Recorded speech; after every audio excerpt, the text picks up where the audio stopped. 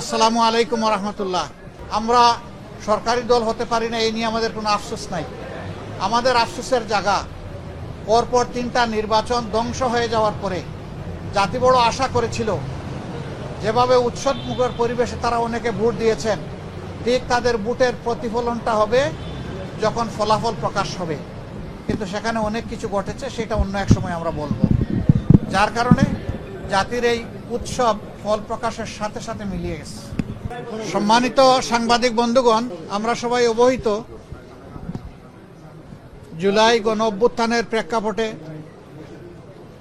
ধারাবাহিক প্রক্রিয়ার মধ্য দিয়ে এ মাসের 12 তারিখ যে নির্বাচন অনুষ্ঠিত হয়েছে, একই সাথে জাতীয় সংসদের নির্বাচন এবং গণভোট অনুষ্ঠিত হয়েছে।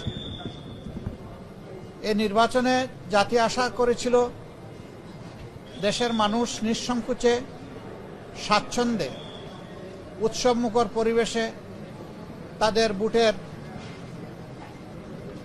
আমানতটাকে তারা প্রয়োগ করবে।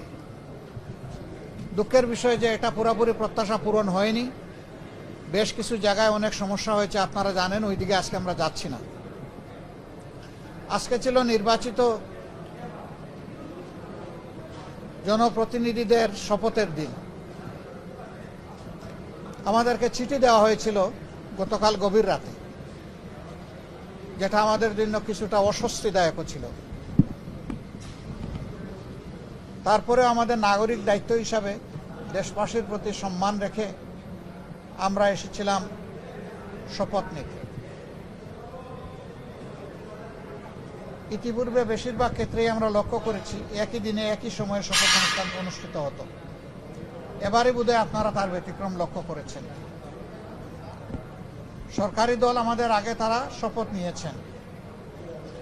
আমাদেরকে সংসদ সচিবালয় থেকে যে পত্র বা চিঠি দাওয়াতনামা দেওয়া হয়েছিল, সেখানে 2টি শপথের কথা উল্লেখ ছিল।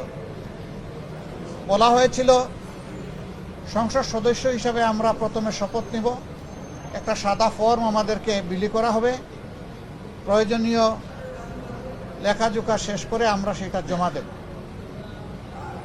আরেকটা শপথ হবে জুলাই চার্টার এবং গণভোটের যে প্রজ্ঞাপন হয়েছিল তার ভিত্তিতে সেই শপথটা গণভোটের শপথ, সংস্কারের শপথ। এইখানে সংস্কার পরিষদ সদস্য হিসাবে আমরা আরেকটা শপথ নেব। আমরা হলে প্রবেশ করার পরে সংসদ সচিব আমাদেরকে জিজ্ঞেস করলেন যে স্যার, সকালবেলা সরকারি দল তারা শপথ নিয়েছেন, তারা শুধু সংসদ সদস্য হিসাবে শপথ নিয়েছে, আপনারা কি করবেন? আমরা তখন বললাম যে আমরা 2টিরই শপথ নিতে এখানে এসেছি। আমাদের তো গভীর রাতে আপনারা দাওয়াতনামা পাঠিয়েছেন, তারপরে আমাদের কোনো কনসার্ন থাকলে আগেই আমরা জানাতাম। আমরা কেন 2টা শপথ নিলাম, ওনারা কেন একটা নিলেন? ওনারা কেন নিলেন তার ব্যাখ্যা ওনারা দিয়েছেন। আমরা যে ব্যাখ্যাটা দিতে চাই, আমরা মনে করি যে 26-এ কোনো নির্বাচন হওয়ার কথাই ছিল না। এই 26 সালের নির্বাচনটা হয়েছে 24-এর গণ অভ্যুত্থানের কারণে। আমরা গভীর শ্রদ্ধার সাথে যাদের কারণে আজকের এই নির্বাচন, আজকের এই সংসদ, আমি তাদেরকে স্মরণ করছি, যারা জীবন দিয়ে দুনিয়া থেকে বিদায় নিয়েছেন। আল্লাহ তাদেরকে শহীদ হিসাবে কবুল করুন।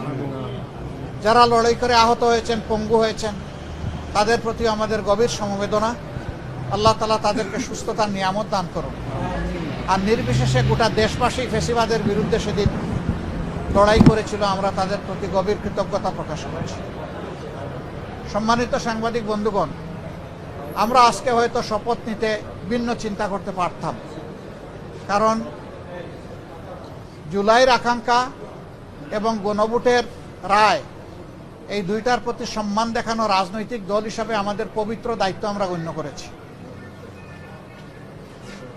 আমরা গণভোটের রায়কে সম্মান করেছি, জুলাইয়ের আকাঙ্ক্ষাকে সম্মান করেছি, যারা আমাদেরকে ভোট দিয়েছেন তাদেরকে সম্মান করেছি, এবং আমরা একমত হয়েছি যে এই শপথ নেওয়া আমাদের কর্তব্য।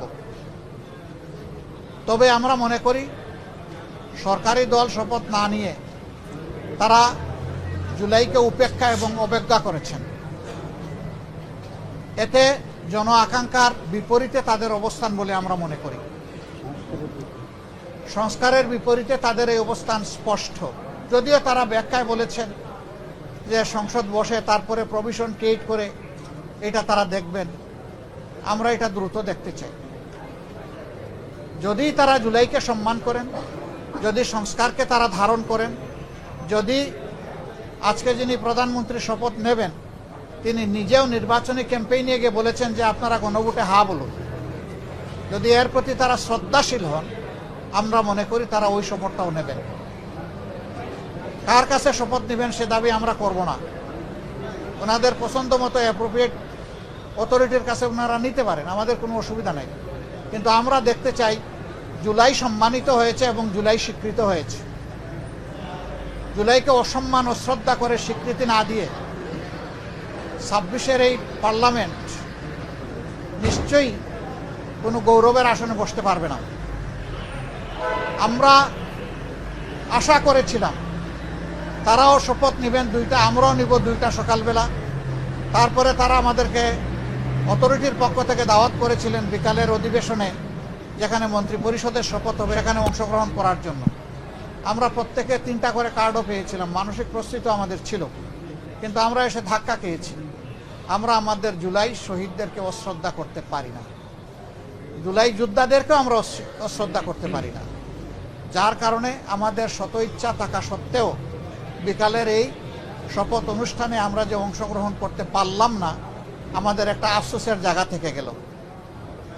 আমরা স্বাচ্ছন্দ্যে যেতে পারতাম যদি আমাদের মতো তারাও 2টা শপথ নিতেন, তাহলে আমাদের কোনো ধরনের কোনো আপত্তির জায়গা থাকতো না। আজকে আমরা যারা শপথ নিয়েছি, আমরা নির্বাচনী প্রক্রিয়ার সময় জামাতে ইসলামীর পক্ষ থেকে বলেছিলাম যে আমাদের কেউ যদি সংসদ সদস্য নির্বাচিত হন অথবা আমরা যদি সরকার গঠন করি কেউ মন্ত্রী হন, তাহলে আমরা সরকারি প্লটের সুবিধা নেব না এবং ট্যাক্সবিহীন গাড়িতে আমরা চড়ব না। আমরা আজকেও আবার পুনর্ব্যক্ত করছি, আমাদের এই সিদ্ধান্তে আমরা অবিচল এবং অটল। আমরা এটা নিব না এই সুবিধা। এছাড়া বাকি কতটুকু না নিয়ে পারা যায় সেটাও আমরা দেখব। আমরা দেশকে ভালোবাসি, দেশ এবং জনগণের ভালোর জন্য সরকারও যদি কোনো উদ্যোগ নেয় আমাদের সমর্থন তারা পাবেন। কিন্তু যদি আমরা দেশ এবং জনগণের স্বার্থের বিপক্ষে কিছু দেখি, তাহলে আমরা জনগণের হয়ে এই জনস্বার্থ বিরোধী কাজের বিরুদ্ধে আমরা লড়াই করব, আমরা প্রতিরোধ গড়ে তুলব ইনশাআল্লাহ। এবং সেটা জনগণের জন্য, জনগণকে সাথে নিয়ে।